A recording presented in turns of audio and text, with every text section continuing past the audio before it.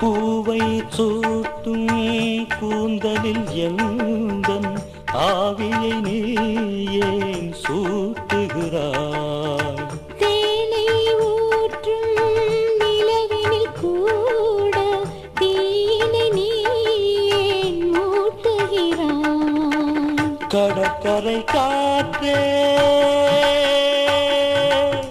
கடற்கரை காற்றே வழியை விடு, தேவதை வந்தாள் என்னோடு.